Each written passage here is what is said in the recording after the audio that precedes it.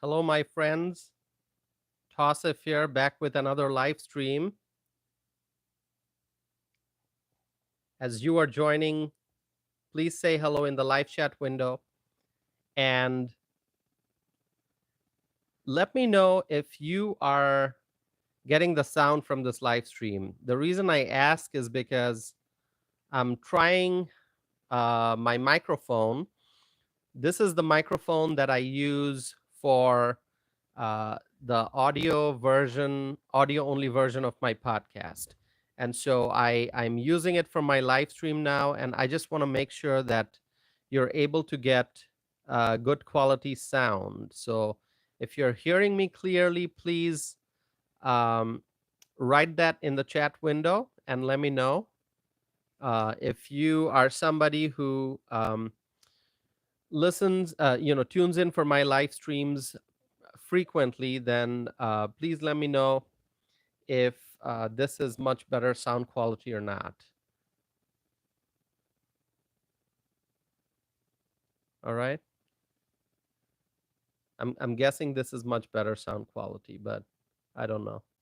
My friends, I'm gonna wait for maybe a minute and allow more people time to join, and then I'll get into the discussion. I'm gonna adjust the mic here a little bit. Let's see. All right, I think this is better. See, I'm trying to improve the quality of my live streams, and part of that is to make sure that there's good sound quality.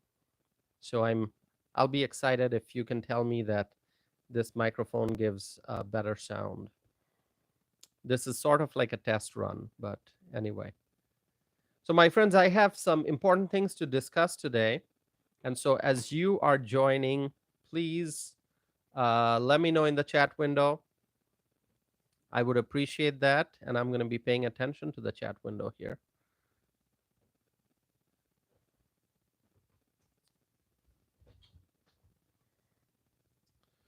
All right, I'm going to wait for maybe 30 more seconds. I see more people have joined. That is wonderful. As you are joining, please write something in the chat window, participate in the conversation.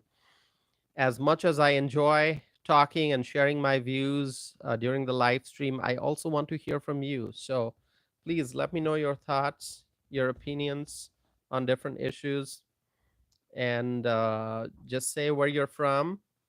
And if this is your first time, let me know. Maya Sisters is here. Maya Sisters writes, hello from Wisconsin. Maya Sisters, wonderful to see that you're here. So Maya Sisters, you're the first one to comment today. So I'm going to ask you the question. I am trying a new microphone. Well, it's not a new microphone. I've had it for a couple years, but this is the first time that I've connected this microphone with my smartphone to do the live stream. So let me know the sound quality. Are you getting good sound?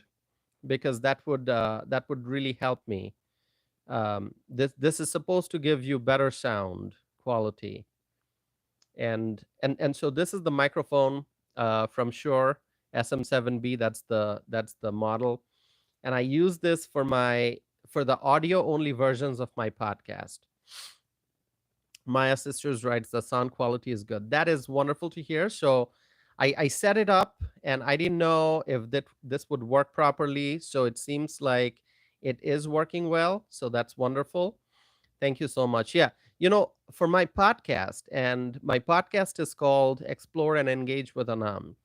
So I have two versions for each episode. So when I record my podcast episodes, there's an audio only version. Okay, that goes into the audio directories. So you'll find those on Spotify and Google Podcast, Apple Podcast, and that's the sound that I record using this microphone. And for the video version, it's recorded directly into the camera or the tablet that I use. And so now for the first time, I'm trying to use this microphone for my live stream to see how it works. And so I think it's working well.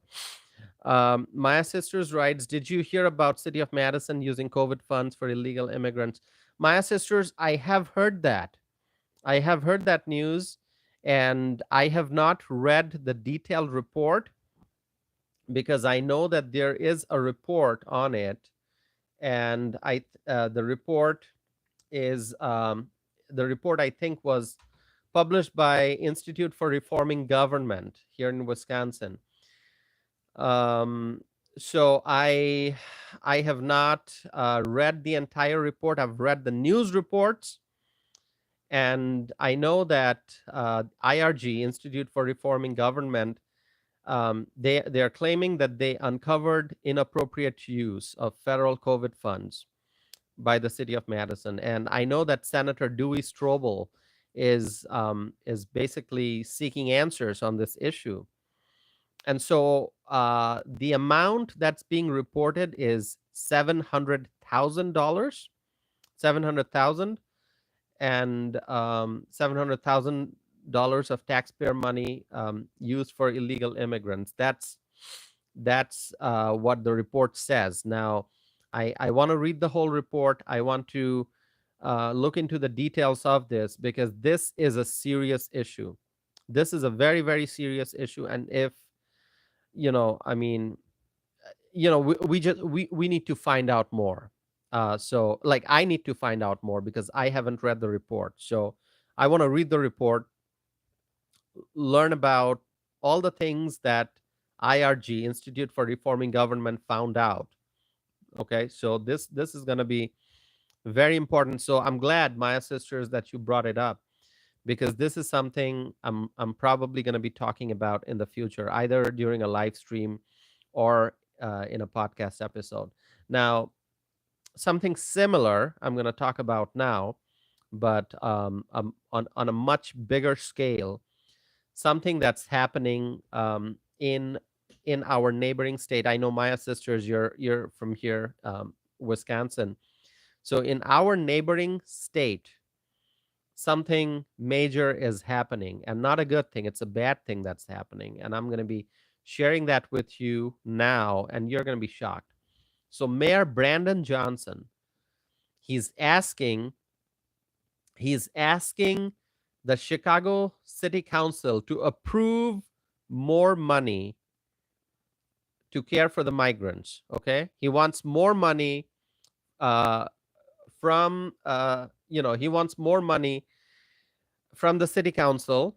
He wants Mayor Brandon Johnson wants city council to approve more funds for the migrants in Chicago. And do you know the amount? I didn't mention the amount in the title of this live stream. So I want you to think about it. How much money do you think Mayor Brandon Johnson is asking for now? How much money is he looking for? How much money does he want the City Council of Chicago to approve for the migrants? Do you know? Well, it's in millions. It's in millions. It's not in hundreds of thousands. In the case of Madison, it's 700,000 roughly. My sister's right, so I'm guessing 200 million. Well, it may eventually get to 200 million. I mean, let's not forget the city of Chicago already spent massive sums of money. So I'm not talking about those in this episode, in this live stream, because I've talked about those funds in past live streams and podcast episodes. But now Mayor Brandon Johnson is asking for another $70 million. 70, another 70 million on top of everything that's already been allocated. He wants another $70 million from the city council. He wants the city council to approve another $70 million to pay for migrants. Okay, and so today the Brandon Johnson administration started talking to the city council members about this proposal that he has. And this is shocking. And let me just tell you, in the city of Chicago, in August, the Democratic National Convention is supposed to be taking place. Okay. In Milwaukee in July, it's going to be the RNC, the Republican National Convention. But uh, in August in Chicago, it'll be the DNC, the Democratic National Convention. And so, imagine this. Think about this. On one hand, we have there's a serious crisis in the city of Chicago with all the migrants who have been making their appearances looking for sanctuary in Chicago. And then on top of that, you've got unhappy American citizens in Chicago. Citizens, freedom loving, hardworking American citizens in Chicago. They're very unhappy with what's going on because they can see that their dollars, their tax dollars, are being used to pay for services for the migrants. So, on one hand, you've got massive numbers of migrants coming to Chicago. Then you've got American citizens in Chicago who are sick and tired of the left wing policies, and they are sick and tired of seeing their tax dollars go towards the migrants. And then you've got the Democratic National Convention that's coming up in a city that's already seeing, a big mess with the migrant crisis. And then, so how is Chicago going to successfully have the DNC, have the Democratic National Convention, if they are already dealing with this migrant crisis? And now Mayor Brandon Johnson is asking for $70 million more on top of everything that's already been allocated. This is unbelievable. This is a massive crisis. This shouldn't be happening, but it is happening. And I don't know what the city council is going to do. Are they going to allocate this sum of money? Is the city council going to approve Brandon Johnson's request? I don't know, but we're going to have to wait and see. So the next few days and next week, I think, will be very important. So pay attention to Chicago politics, and I will obviously try to share updates on this channel about that issue. Uh, Terry is here. Terry writes, "Holy mackerel, I lost track of time." Not a problem, Terry. I'm glad you're here. So, Terry, I've already asked Maya sisters about the sound quality of this microphone. How is it sounding on your end, Terry? Is it sounding good?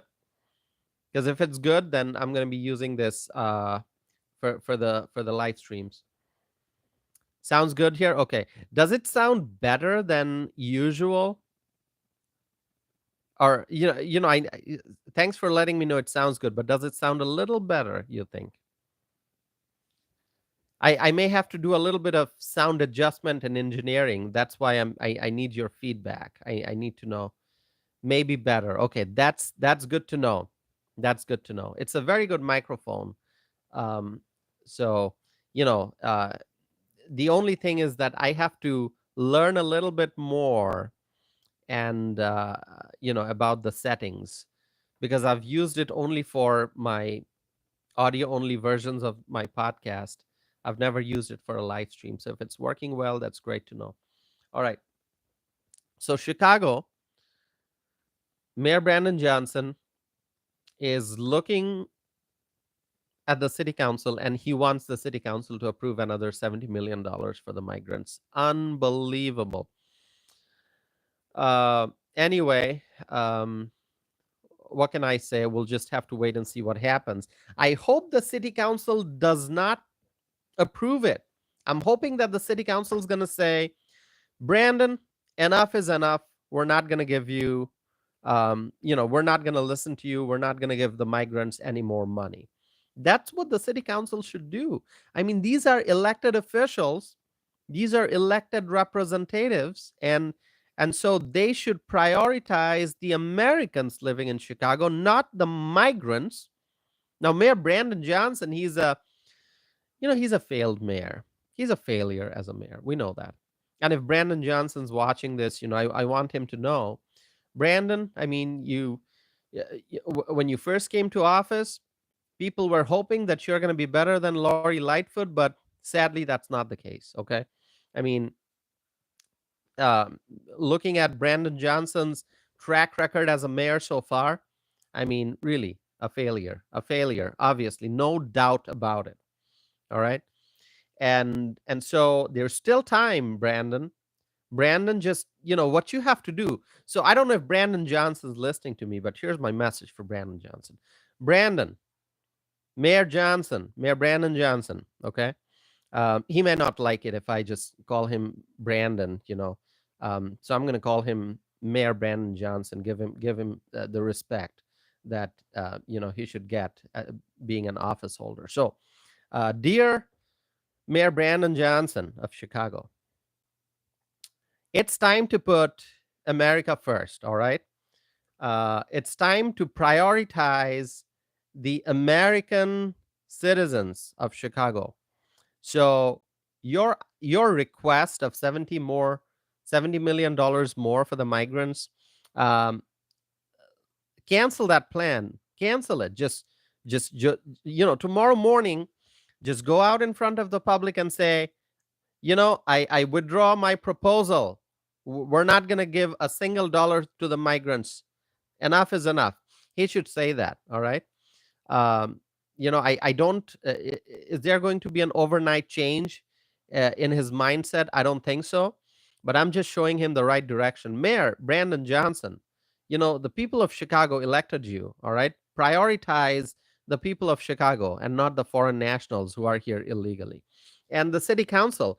My message for the city council is that the city council should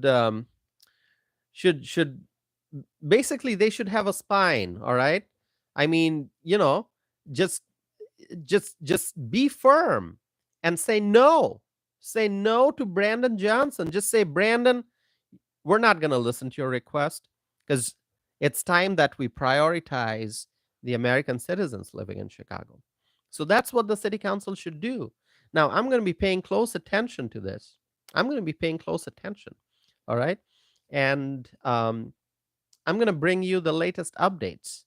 And if you have any questions, you can reach out to me anytime you get an update or you have a thought that you want to share with me. You can email me at tosif@tosifanam.net. Tosif@tosifanam.net. So, my friends, let me move on to the next topic here. But before that, I'm going to look at the chat window. Terry writes, I'll have to go back and review. So, Terry, you can do a comparison, play yesterday's live stream and play today's live stream again, do a replay and tell me which sounds better. I might do that too. All right. Terry writes, we know what we think they should do, but what if they don't? What if they follow the mayor? What if they follow the mayor? What if the city council follows the mayor? What if the city council says, we're gonna follow the mayor's proposal, we're gonna give the migrants what the mayor wants us to give the migrants, $70 million more? What should be done in that case? In that case, the people of Chicago will have to say, enough is enough. We're going to be voting for conservative candidates from here on.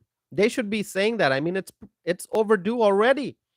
The people of Chicago should vote for conservatives, American patriots. Vote for conservatives, freedom-loving Americans who care about the people, who are going to prioritize the American citizens and not the illegal immigrants. So at the end of the day, people of Chicago, everything's in your hands.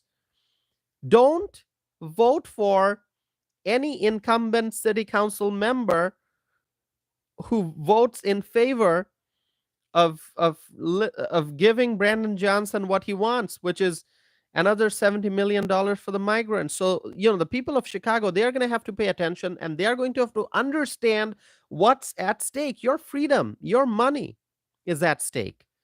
So at the end of the day, the power is in the hands of the people. So the people must exercise their power. Raise your voice and reject any politician who gives more money to the migrants.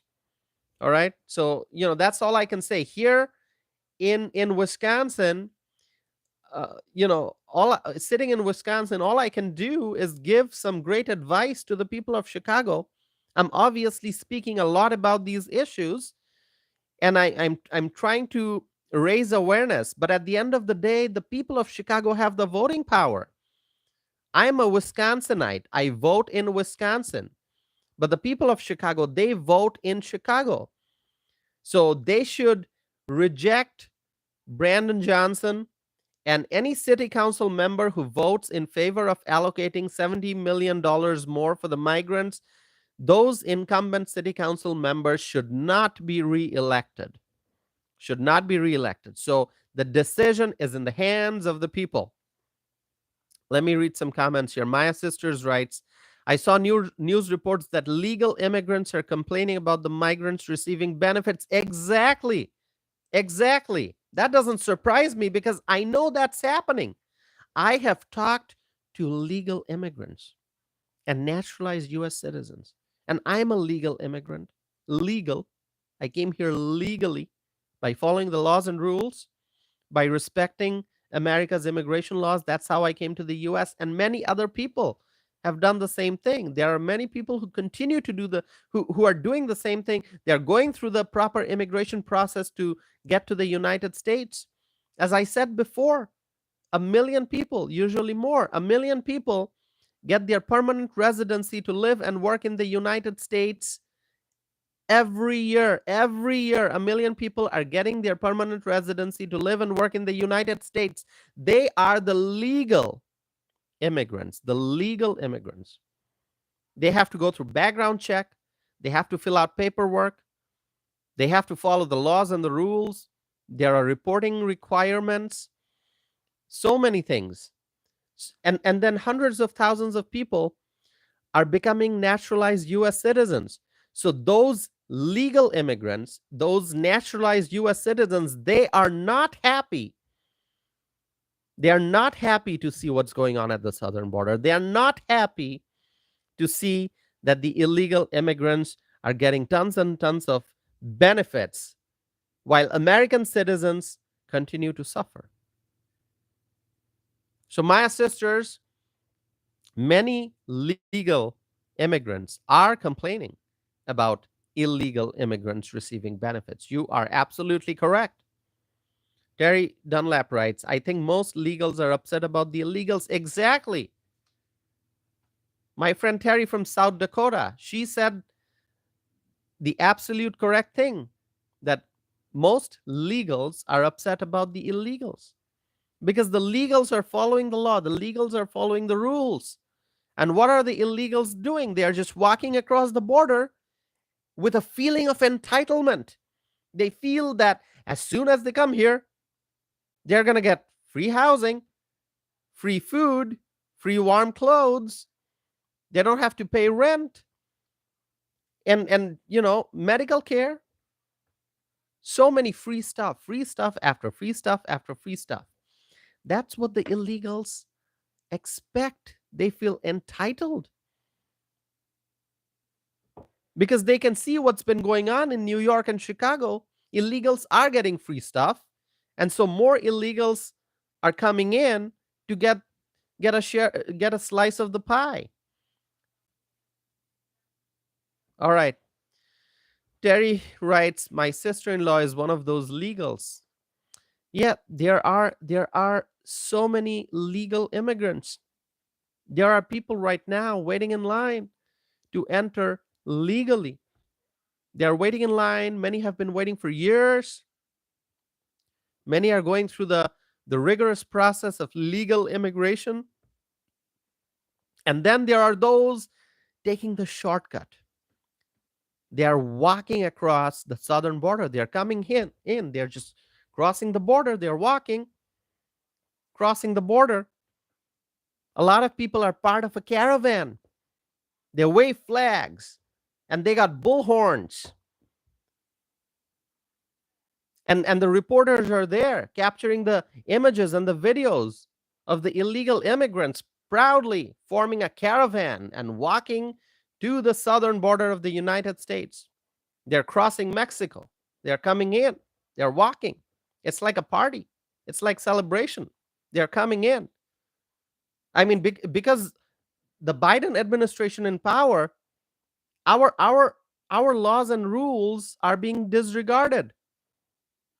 because the Biden administration is not enforcing our nation's immigration laws.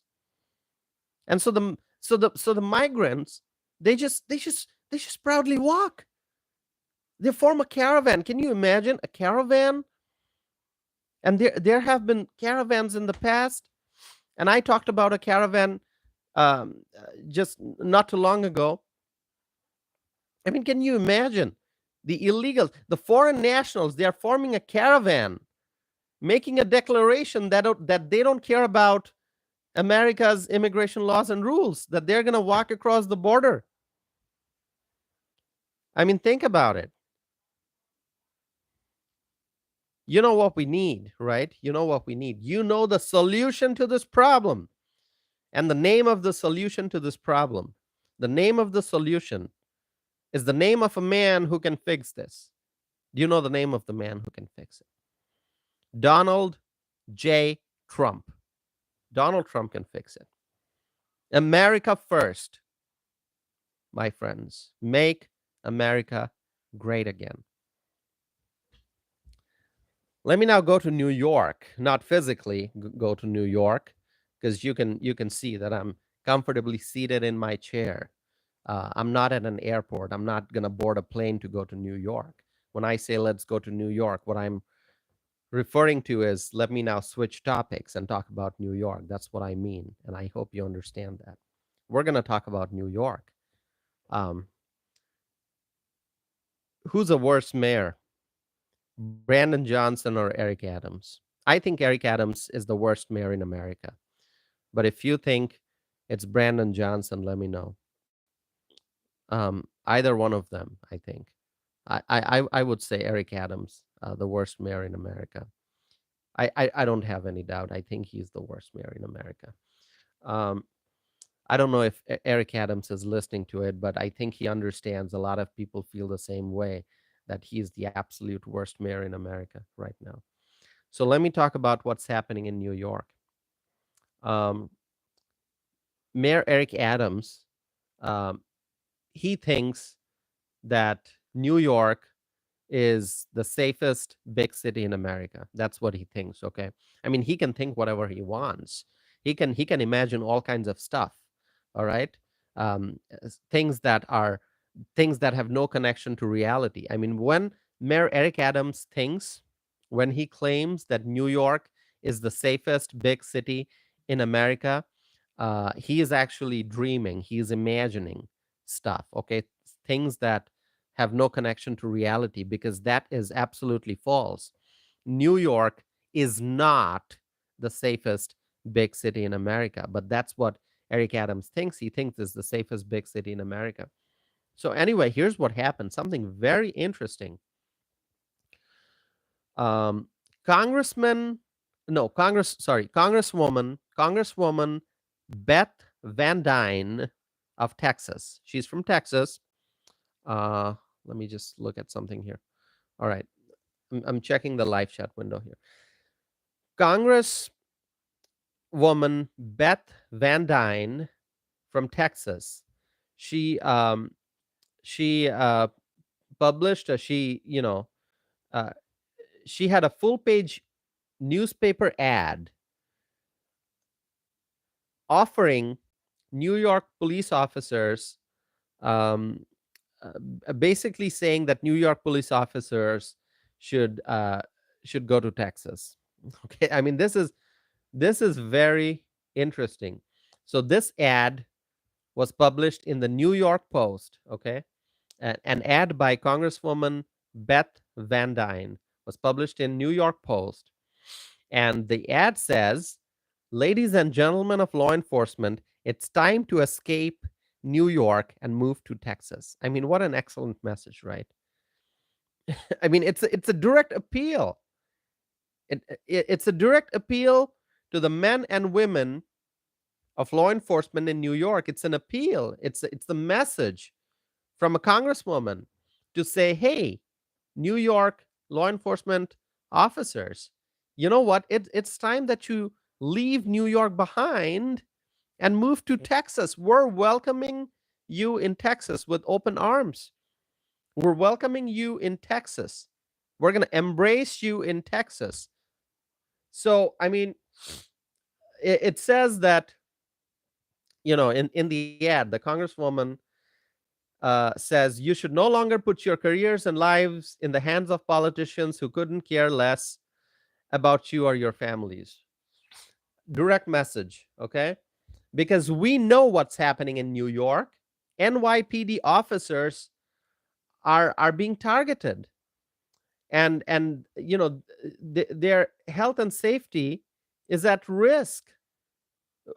I mean, criminals. There's so much of lawlessness, widespread lawlessness in New York City, that even the police officers are not safe. And because the justice system and the legal system in New York, it's actually broken. It's broken. Many people will say that it's broken. I mean, how can repeat offenders find their way back to the streets? People who have been arrested, not once, not twice, not thrice, but half a dozen times or a dozen times or more.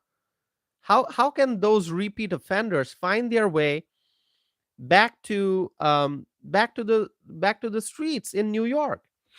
And so this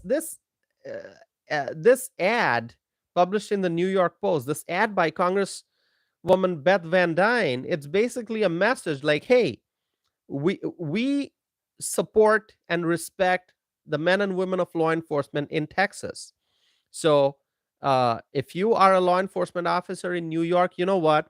Just leave that city, come to Texas, move to Texas, and you're going to be given a warm welcome in Texas. That's really the gist of the message. All right, let me look at the chat window here. I see SC Ravencroft writes, hello, friends. Hello, SC Ravencroft. SC, please remind me, is this your first time?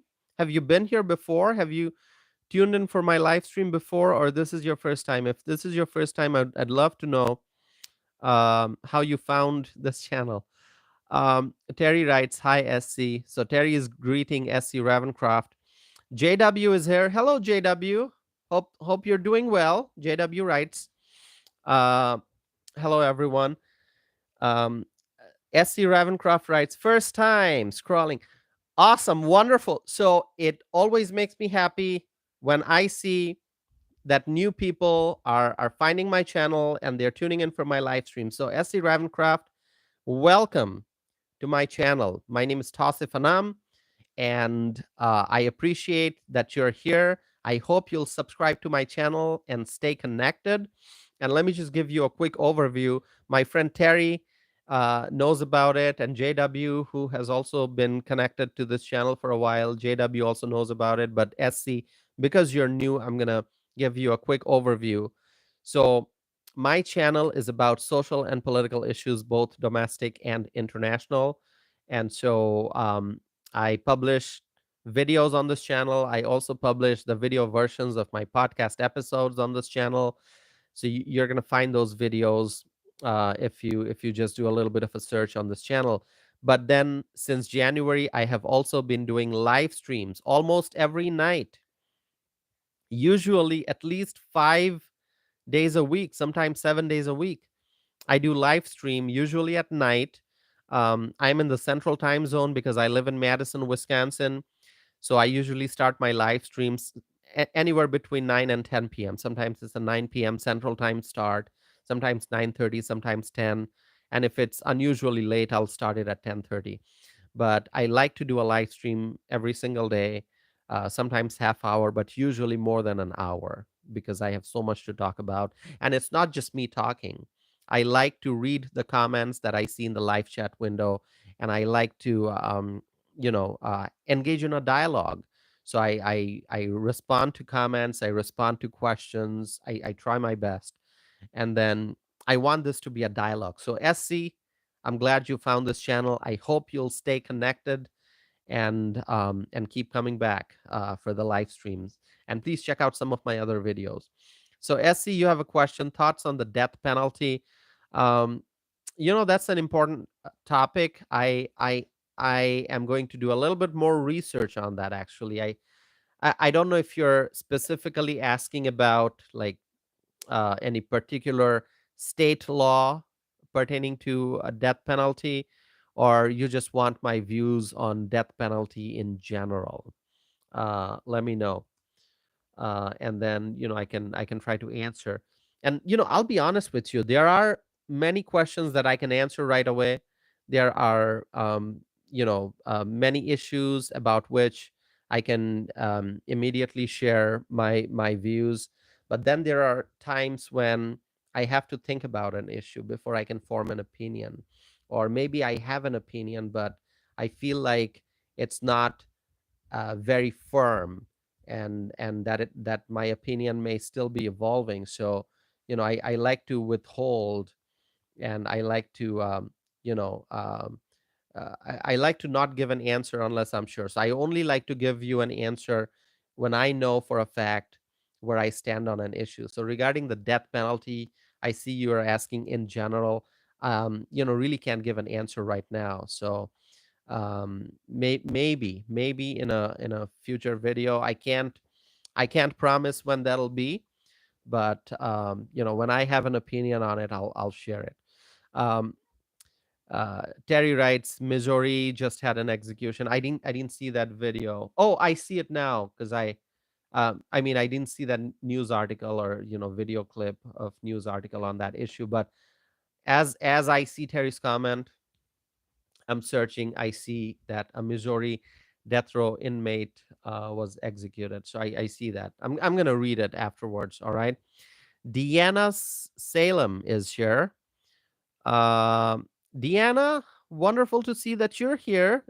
Now, Deanna, I'm going to ask you the same question that I asked SC a short while ago. Is this your first um, is this your first time, watching a video or tuning in for one of my live streams, or have you been here before? Let me know. It's always wonderful to see that more and more people are finding my channel. So Deanna writes yes. So I'm guessing it means this is your first time. All right, Deanna. Thank you for being here. Now, SC and Deanna, I'm going to ask you both. Where are you from? What American state? If you want to answer, you can. It's up to you. Oh, Deanna writes, never been on your channel. Oh, wonderful. So you found this channel, and I'm hoping you'll subscribe and stay connected with me. I try to do a live stream every single day, at least 5 times a week. And so I talk about social and political issues, both domestic and international. Deanna is from Washington, D.C. Wonderful, Deanna.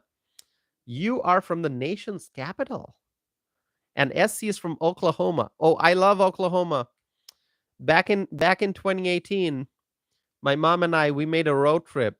We went from Madison, Wisconsin to Dallas, Texas, and we drove through Oklahoma. We stopped at Oklahoma.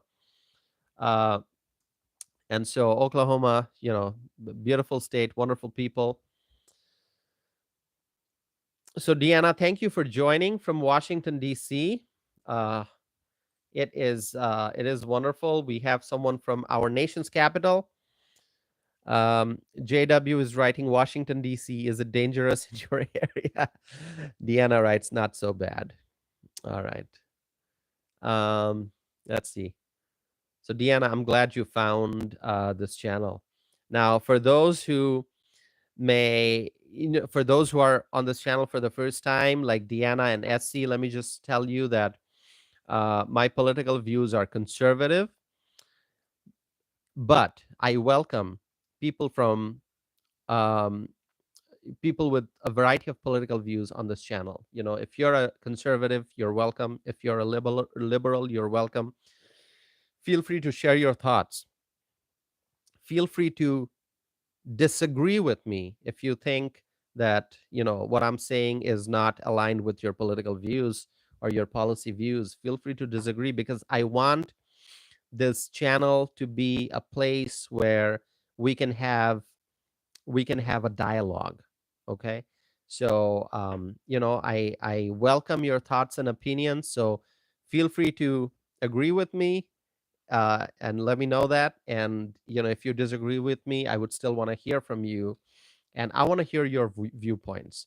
So All right, I'm going to move forward. I was talking about Congresswoman Beth Van Dyne of Texas, and Dallas is actually in her district. Um, so SC, you're from Oklahoma, so I'm talking about your neighboring state, Texas.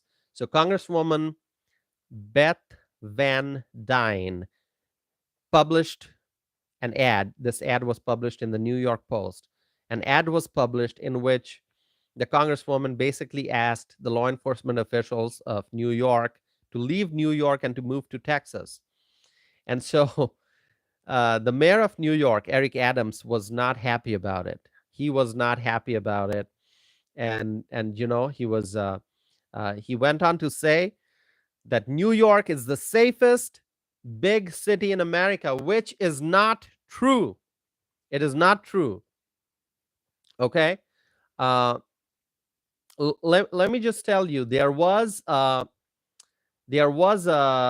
like a Gallup study not too long ago. I don't remember. Oh, this is from 2023, so this is from last year. This is a Gallup study, and so people were asked.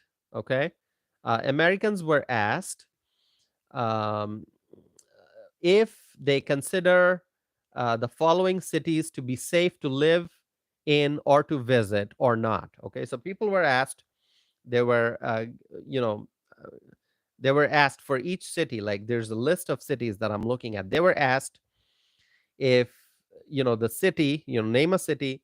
Do you think this city is safe to live in or to visit or not? And so, what's interesting is 57% of the people said that New York is unsafe, and 41% said New York is safe. 57% said New York is unsafe. So most people thought at the time that that the survey was done back in 2023, and that's not too long ago. It's not even been a year. Most people thought that New York is unsafe. So how can Mayor Eric Adams say that New York is the safest big city in America? And I am looking at this list where Dallas ranks Dallas ranks in this list, at least.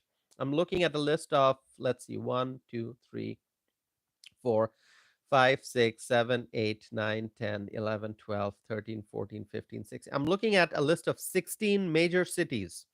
Okay, and I'm gonna tell you what the cities are. So Dallas, Boston, Seattle, Las Vegas, Miami, Minneapolis, Houston, New Orleans, Atlanta, San Francisco, Washington, D.C., where Deanna is from, Washington, D.C., Philadelphia, New York, Los Angeles, Chicago, and Detroit. So these are the cities in the list. And Dallas ranks number one because 74% of the people said that Dallas is safe. Only 25% said Dallas is unsafe. 74% said Dallas is safe. Okay? This is a Gallup study. And in case of New York, 57% said New York is unsafe. Okay? And so New York ranks towards the bottom of this list. And the only cities that rank below New York in this study are Los Angeles, Chicago, and Detroit. So Detroit was like the bottom in the list, and then with 73% of people saying that Detroit is unsafe, Chicago, 70% of the people said Chicago is unsafe, 58% of the people said Los Angeles is unsafe, and 57% of the people said New York is unsafe. But 74% of the people said Dallas is safe. So Congresswoman Beth Van Dyne uh, is from Texas, and Dallas is in her district. In fact, I think based on something I read, DFW Airport is in her district. So, you know, so it doesn't surprise me that Beth Van Dyne is publishing an ad in New York and basically asking the law enforcement officers to escape New York and to move to Texas. All right, because New York really has become a city where no one is safe. No one is safe in New York City. No one is safe. We saw the tragedy that happened just few days ago. A New York Police Department officer, Jonathan Diller, he was shot and killed. Heartbreaking tragedy. And the person who was arrested is a repeat offender. Okay, and so it's hard to describe the situation in New York. So no wonder Congresswoman Beth Van Dyne published that ad. And so Eric Adams is now upset and he's saying, oh, New York is the safest big city in America. That is a lie. That is an absolute lie. And that's why I say that Mayor Eric Adams is the worst mayor, in America. Okay. And I'm not the only one who's saying it. A lot of people would agree with me. He's the absolute worst mayor in America right now. Well, Brandon Johnson comes really close, but Eric Adams is still the worst, I think. Let's see. And I'm not criticizing Eric Adams the individual. I'm just saying he's the worst mayor because the things that he has done since being elected mayor, I mean, just look at his track record. How much money has been spent on the migrants while he's in office? I mean, look at that number. Look at the homelessness in New York. What about the American citizens who are homeless? Are they getting the help that they need? What about the veterans in New York who need help? Are they getting the help that they need? They are not. Mayor Eric Adams and his administration, they are focused. They are focused on the illegal immigrants. They want to give free housing, free food, free medical services, and lots of other services to the illegal immigrants. New York City is giving prepaid debit cards to the migrants, to migrant families. And so that's why, as a mayor, Eric Adams, look at his record, and you can easily conclude he's the worst mayor in America. Let me look at some comments here. We're talking about ICJW is talking about the cherry blossoms in Washington D.C. Uh, JW writes, police should move to cities/states where they are actually appreciated. That may very well happen. A lot of officers may say, you know what, time to move to a city or a state where people appreciate the men and women of law enforcement, and the leaders appreciate the men and women of law enforcement. Maya Sisters writes, what the Texas congresswoman did is normal. Police departments are poaching officers from other parts of the country. Many city police departments are understaffed. Yep, staffing is a huge issue. It's hard to recruit and retain, especially in law enforcement and emergency response in general. I mean, the fire departments are also struggling to find people. Terry writes, twist statistics and gaslighting Americans. That's what the liberal politicians do. That's what Mayor Eric Adams did when he said New York is the safest big city in America. JW writes, yes, it's a shame and scary that so many police departments are understaffed. I'm glad the officers can go somewhere where they are valued. Yeah. Um, JW writes, some of these cities are having to learn the hard way. Maya Sisters writes, JW, you are right. The cities are learning the hard way about lawlessness. Yep. Terry writes, Dalton, Illinois is the worst mayor in America.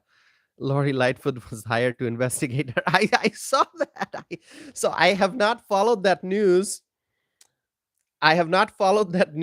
Okay. But I was in the living room and the TV was on. It was on mute and I was busy doing something else. And I saw that news that Lori Lightfoot. Oh my God, Lori Lightfoot. Who misses Lori Lightfoot? You know. Uh, anyway, she's also. I mean, she was also as a mayor. She basically failed. Um, so Lori Lightfoot has been hired to investigate a mayor. Anyway, I'm gonna read that news. Now, I remember whenever I think about Lori Lightfoot, I remember her reelection campaign and that particular video. You can find it on the internet. She was actually dancing on the streets. There was some kind of a re-election musical event, and Lori Lightfoot was there, and there were some drummers, like different drummers. They were playing drums, and Lori Lightfoot was dancing and saying, "Vote, vote, vote, vote, vote." It was fun. Okay, watch that. I mean, obviously, some of these liberal politicians, they are great entertainers. I mean, in terms of policy, in terms of governance, they do a pretty bad job, but they are good entertainers. They say funny stuff, they do funny things, and you know, they are funny. But in terms of effectiveness as elected officials, they are not effective. They are pretty poor, and their political ideologies, the liberals, leads to poor governance, and then cities suffer. Uh, all right, let's see. Focus is here. Hello, Focus. Wonderful to see that you're here. Focus writes, city in Madison, Wisconsin, allocate 700K to migrants. We were talking about it at the very beginning of this live stream because Maya Sisters brought it up. Yes, there is a report. According to the Institute for Reforming Government, IRG in short, they did an investigative study, and they found that the city has spent $700,000 on illegal immigrants. I've read the news. I have not read the detailed report. It's on my list. I'm going to read it as soon as I can, and then I'll talk about it. Um, Daniel Ziru, is it Ziru? Zeru writes, how can we come to the USA? So Daniel, where are you tuning in from? Where are you? Where, are you not in the US? Are you outside the US? Please write where you are from so that we know. And if this is your first time tuning in for one of my live streams, we like to welcome people, and also we ask them to just state where they are from. So people would usually state the name of the state in American state where they are from. But if you are outside the US, just write the name of the country and the city where you're from. All right. Um, JW writes, I like when Vivek did the Eminem rap. Yeah. I gotta tell you, when I was in school and really young, like a teenager, I used to do Eminem rap, believe it or not. Not just Eminem rap. I also used to do Robbie Williams rap. Have you heard of Robbie Williams? Wonderful singer, and he's British. So I love many of his songs, and there's a song. It's a very fun song. It's called Rock DJ. Rock DJ. You should look it up. Anyway, there's a rap in that song. The chorus is not a rap, but a huge part of the song is a rap. So I used to do that rap. I used to do the Real Slim Shady by Eminem, and then other music tracks by Eminem. So I love it. All right. Yeah, rap. Trust me, rap is a nice genre. Okay, very different. If you ask country song lovers if they like rap, many will say they don't. People who like classical music, people who like even a lot of rock music fans, they don't like rap, but I like rap. It's an excellent genre. Trust me. All right. Um, Maya Sisters writes, Focus and JW, it's important to note that the city of Madison misappropriated COVID funds. Yeah. So it's going to be a huge issue, I think. JW writes, not sure about Robbie. JW writes, that's hilarious. Uh, Focus says, Trump did great on his abortion stance, leaving up to the state. True democracy. You know, uh, this issue of abortion, it should really be left up to the states. I think the states should be able to decide what they want to do. Some state may have one set of rules when it comes to abortion. Another state may have different sets of rules. I'm sure that the rules that Alabama will come up with, um, you know, California will come up with different rules, different laws. So, I think what's important to understand is that not all issues are federal issues. There's a reason why we have local government, state government, and federal government. Why do we have different layers of government? Because some issues are, um, you know, state issues, some issues are federal issues, and many issues are local issues.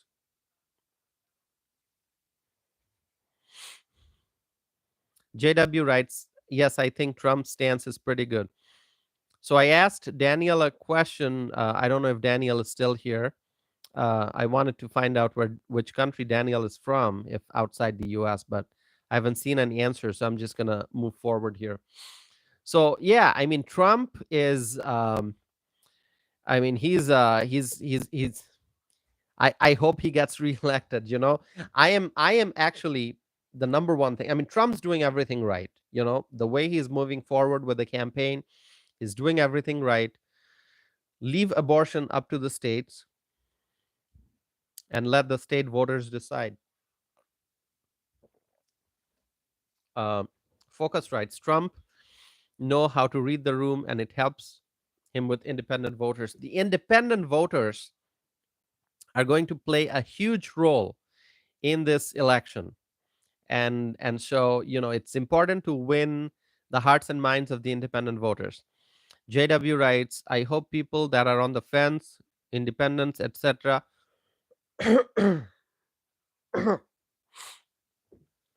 independents, etc., are more concerned about the border security, inflation, crime, division, etc., than abortion in November. I mean, abortion seems to be an issue that a lot of people care about, but really, I mean, it should be left up to the states.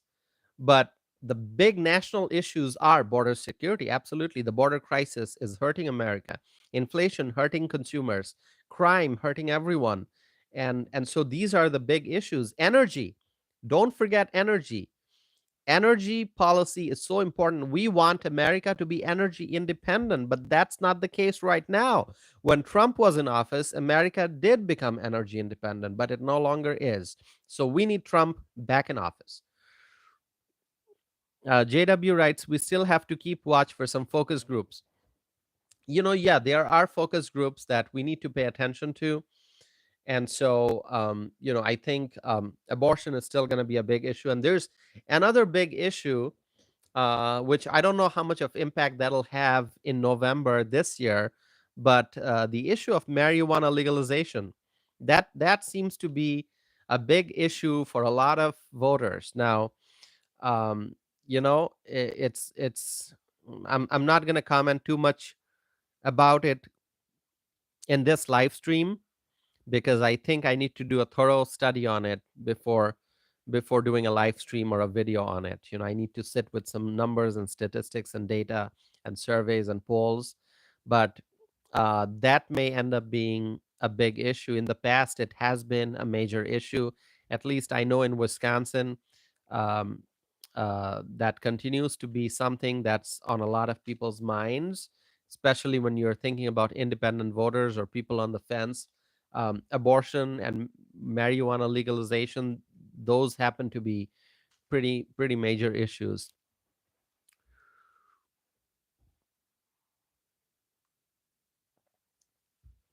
Terry writes, Arizona Supreme Court just upheld anti-abortion law from 1864. I saw that news from Arizona. Um, Once again, I think I'll leave the topic of abortion for a different day. But really, it shouldn't be the federal government's job to legislate on abortion. It should be left up to the states. That's very important, and then the states can decide.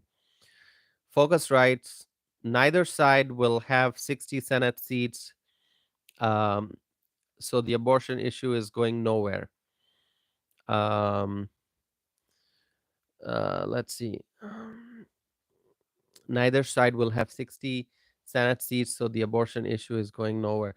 You know, um, I'm hoping that we get 60 Senate seats. Wouldn't that be awesome? I know it's going to be very challenging, we may be able to win. I think we should be able to win 5 seats. Um, and I'm just going from, I'm not sitting here with detailed analysis of all the Senate seats that are up for reelection. I just think uh I just think that um let's see, some my I think my did my screen freeze? No, my screen's not frozen. All right. Okay. So as I was saying, what was I saying? I think I kind of lost track of my thoughts. There was something in the chat window. I was going to look at it, and anyway. So yeah, oh, I was talking about the Senate seats. So I think we should be able to win 5 Senate seats. We should win Ohio, where Bernie Moreno is running. We should win West Virginia. We should win where Jim Justice is running, West Virginia. We should win Maryland, where Larry Hogan is running. I hope we win Arizona, where Carrie Lake is running. Although I know that there are divisions within the Republican Party in Arizona. And so she may win. I'm hoping she does, Carrie Lake, but it's not guaranteed. But let's hope that she wins. Um, and then Trump made an endorsement in Wisconsin. Trump endorsed Eric Hovde for U.S. Senate in Wisconsin. So um, you know, I hope Hovde wins. I hope that Tammy Baldwin does not get reelected, but we'll have to wait and see. So I mentioned 5. Those are 5. And I think it's Tester's up too for reelection, right? In Montana, John Tester. Let me see this. Um, okay, so Tester, John Tester is up for reelection. He's running for reelection. So that's going to be an interesting one in Montana.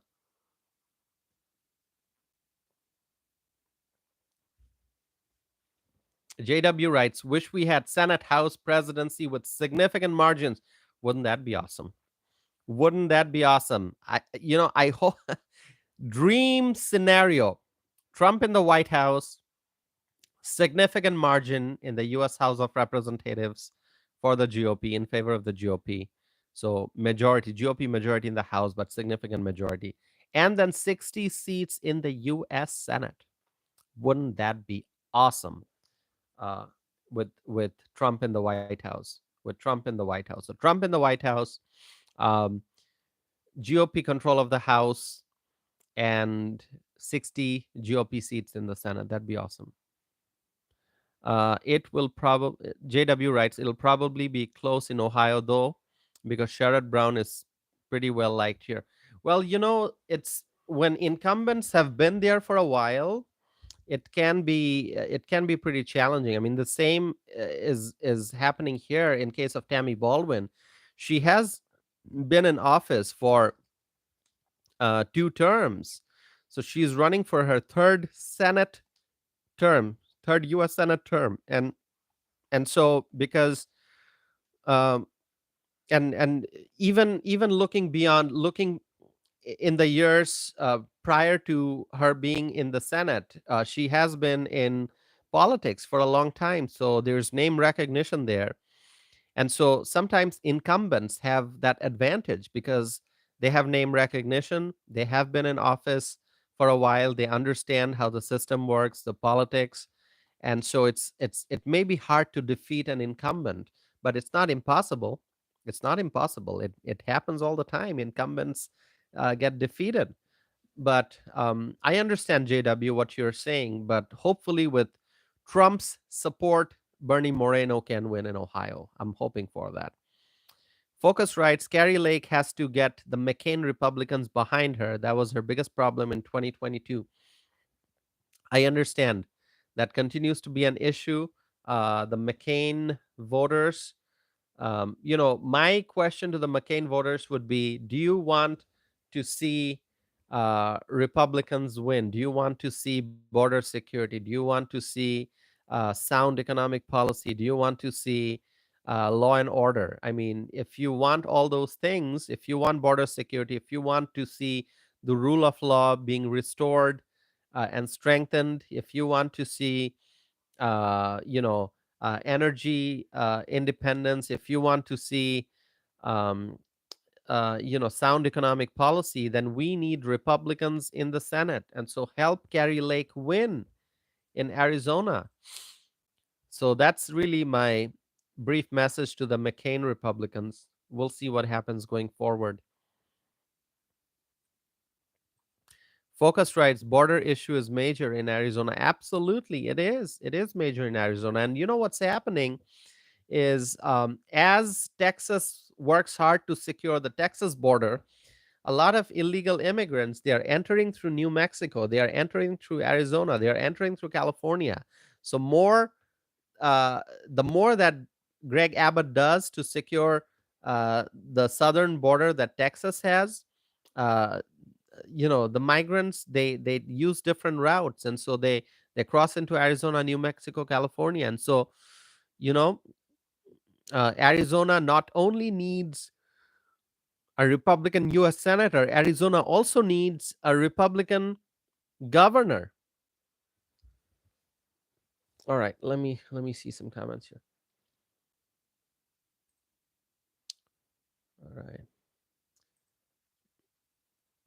So my friends, so going back to what I was saying about New York, New York is not the safest big city in America. So when Eric Adams made that claim, that was not accurate at all. Also, I just want to highlight one thing. Tomorrow, which is Wednesday, the Bureau of Labor Statistics will report inflation data for the month of March. And so, you know, just pay attention tomorrow, watch the news, because the Bureau of Labor Statistics will report inflation information for the month of March. So I'm waiting for that report. And once we find out what the inflation data is, I'm going to be discussing about it on this channel. So let's see some. Let me see some comments here. All right. So my friends, I gotta ask you a question. You know, I am requesting you to help me grow my channel. So please, I've said this before. If you can just let two people, two of your friends, two of your family members, two of your neighbors, two of your coworkers, if you can just let two people in your life know about my channel, let them know about my channel, and send a link uh, to my channel uh, to at least two people, I would appreciate it. Help me spread my message. JW writes, do you think inflation will be up? You know, JW, I don't know. I don't know. But here's something that I'll tell you. So, inflation. So, if you look at the 2019 level, inflation has gone up so much. Uh, Even if it comes down a little bit, it's not going back to the 2019 level, right? So, I mean, a good example is gas price in Wisconsin. I'll just give you my observation. I think gas price, I'm not saying winter gas price or summer gas price or peak travel season gas price. I'm just going to say gas price should be between $2 and $2.20. All right. You know, it can go up to, 2.3, 2.4. It can go down to 1.8, 1.9. But let's just say it should be somewhere between $2 and $2.2 per gallon. Now, it in Wisconsin, gas prices hit a high of $5. This happened just in the last couple years. So we have seen $5 gas price, $5 per gallon gas price in Wisconsin.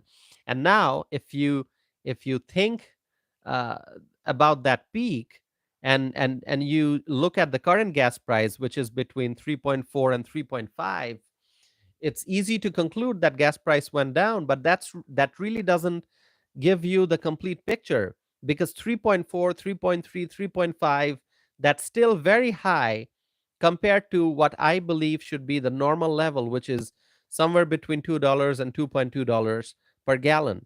And so even if inflation comes down a little bit, are we going to see the 2019 prices? No. We need to go back to the 2019 prices. We need to go back to when inflation was not an issue. So anyway, um, we're gonna wait and see what the Bureau of Labor Statistics publishes regarding inflation readings, and I'll have more comments about that, hopefully tomorrow or after. So let's see. Um, Focus is writing about Gaza and Israel conflict. Yeah, that's obviously a big issue. And if you look around the world, there are I think that ever since Trump left office, ever since Biden came to power, it seems that our international relationships with our allies, um, are not that strong, and it seems that our relationship, like our overall handling of foreign affairs, has not been very good. And I'm just speaking generally. I'm looking at Asia, I'm looking at Middle East, I'm looking at Europe. I'm not commenting on any specific conflict or any specific country focused issue. I'm just saying, foreign affairs, with Trump in office, things were going well. But as soon as Biden came to power, we're not doing that great in terms of international relations. So we need a strong president, and a president who can ensure more peace in the world. Let's see.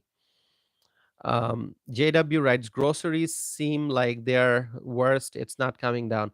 I face that all the time. Every time I'm, buying produce, buying meat, buying packaged items, buying bread, buying milk, butter, cream cheese, you name it. I mean, everything's so expensive. And if you're buying like snacks, let's say assorted nuts, or other snacks. It's prices have gone up so much. Tea bags. I'm a tea drinker. This is tea right here, and the box of tea that I get, prices have gone up so much. It's unbelievable. It's unbelievable. So this is what's hurting Americans the most: grocery prices. All right, let's see. Terry writes, if inflation goes down, it just means you'll go broke slower. Yeah, with Biden in office, our country is going broke, and we need Trump to change that. We need Trump to take our country back towards peace and prosperity, in the right direction, towards peace and prosperity. And that's where we were heading. And then Biden came to office, and now we're heading towards bankruptcy. Focus writes, gas is 3.6 nationally. That's significant. That's really high. Susan is here. Susan writes, hello, I'm late. No problem, Susan. Thank you for joining. I'm glad you're here. And see, Susan, everyone's saying hi to you. JW is saying hi, Susan. Terry is saying, Susan, welcome back. Susan writes, gas close to $6 for regular in California per gallon. Well, California has some of the highest prices. Terry writes, $6. Holy cow. Yep, $6 is a lot. Focus writes, the job market came in hotter and gas is higher and groceries have rose since February. Yep, we have to pay attention to all those statistics and analyze them. Yeah, $6 is just super high for gas. Susan writes, gas is more in California than Hawaii. Yeah, you know, um, California is just, Gavin Newsom. We got to talk to Gavin Newsom. He's governing very poorly. He's the governor, but he's doing a pretty poor job as the governor. Um, so, yeah. So, my friends, as I requested, please, if you can, if you want to, if you can think of two other people, just help me spread my message. Invite two of your friends, family members, neighbors, coworkers to come and check out my channel. All right, I would appreciate it. Susan writes he wants to be president. Susan is referring to Gavin Newsom, I'm pretty sure. Well, Gavin Newsom, I think he wants to be president, but who's going to vote for him? The liberals probably will. But a freedom loving American cannot vote for Gavin Newsom. Okay. Cannot vote for Gavin Newsom. Focus writes cumulative inflation is 20%. Terry writes, your audience has grown. Yes, Terry, it's so wonderful to see that. But I want to reach more and more people. I want, because I really view this as a community. See, we all spend anywhere between an hour and 2 hours on this channel because I'm sure we enjoy this conversation. Now, I know we talk about a lot of serious issues. We talk about problems. We talk about challenges and difficulties and crises. But the fact that we have an opportunity to talk about these things and to share our views with like-minded individuals, and to also sometimes disagree with each other, we can disagree on things. It's all part of dialogue. It's important that we exercise our First Amendment right. So, you know, if this channel grows, that means we're growing the size of this community. That means, we're reaching more people and raising awareness and sharing our thoughts and comments. JW writes, Gavin Newsom is doing a terrible job in California, but most of the left still loves him. Yeah, this is the mystery of the left. How can liberal politicians love somebody who's doing a poor job in office? I know a lot of people like Gavin Newsom, but I can't figure out why. Why do they like Gavin Newsom? Because he's obviously doing a very poor job. JW writes, he's articulate and sounds good, but his policies are causing California to keep going downhill. Exactly. Exactly. So I think he's got a personality. Gavin Newsom, he's got a personality. He dresses up sharp. He's in front of the camera, and he's got this calm composure, and he talks well. Although the things he talks about, the policies are absolute nonsense, but he's got a decent voice, and he's in front of the camera, dressed sharp, looking good.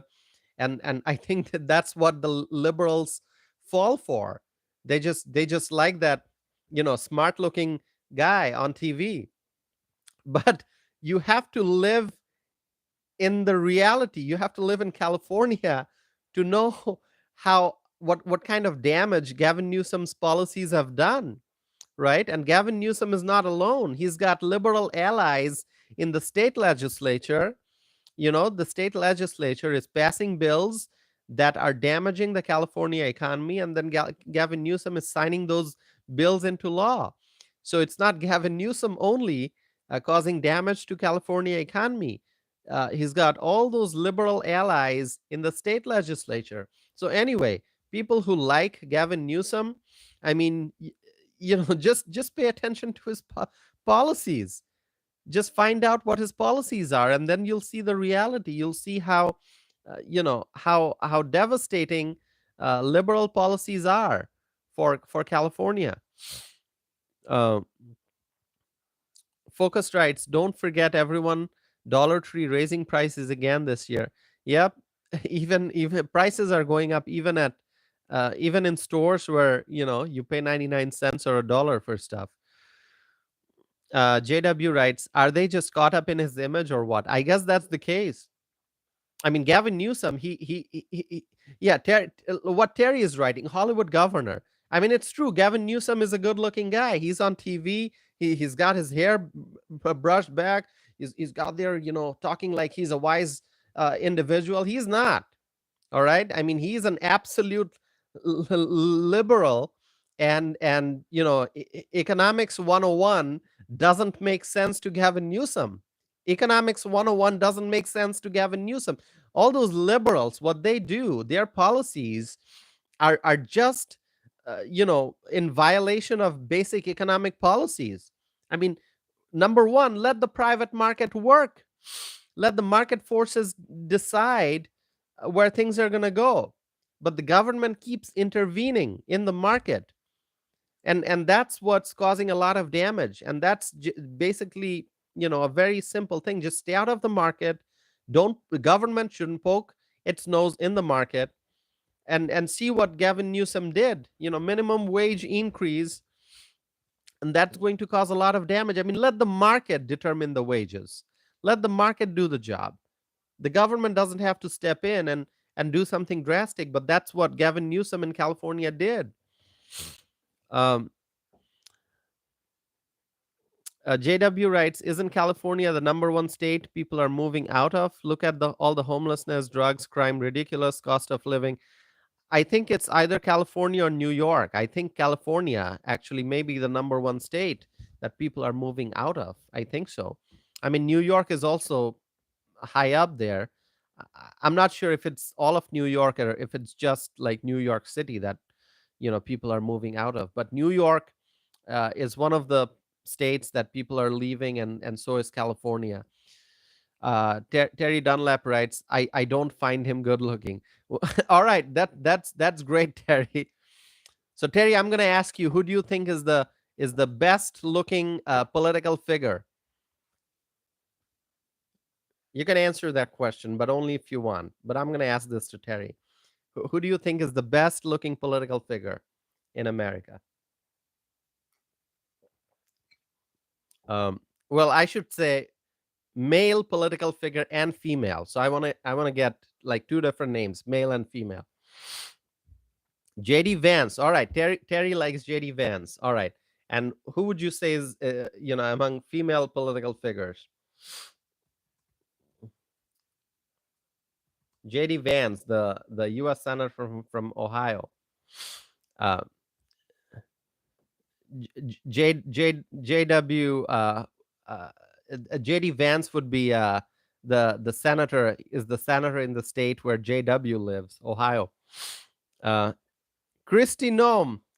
So I see JW and Terry both writing Kristi Noem. All right, great. So I'm doing a survey here. I might do a poll. Who do you think is the best looking? I might publish a poll at some point, right? Who do you think is the best looking political figure, male and female categories? Focus writes none of them. All right. JW writes Kristi and Tulsi. Terry writes JW, good choice. All right. Okay. We're doing a survey here. Terry writes Noam is a Miss America. All right. My friends, we're Badger Den writes Anna Paulina Luna from Florida. Badger Den, welcome. So wonderful to see that you're here. My friends, I have to end this live stream here in just a couple minutes because as I said, I'm trying using this new microphone. And so what it has been doing, it's connected straight to my cell phone. And so the microphone is using some power from my cell phone. So my cell phone battery is running pretty low. So I'm going to have to end this live stream. I wish I could continue longer. For tomorrow, I'm going to make sure that I can stay longer. So I'm gonna end this live stream here. Thank you all for joining. I don't want my battery to run out, then I leave abruptly, right? If my phone just gets turned off automatically because it ran out of battery. I don't want that to happen. So I just want to let you all know, thank you for joining. I appreciate each and every one of you. Thank you for tuning in. And I'm going to be back tomorrow with a new episode, so with a new live stream. So please stay connected with me. And thank you everyone for joining. Badger Den, it's good to see that you've joined, but sorry I'm having to leave. But it's always wonderful. It's always wonderful to be able to share my thoughts and views and to listen to your comments and questions and to have this dialogue and this exchange of information. Thank you, my friends. Let's pray for Donald Trump. I hope he gets elected as the president again.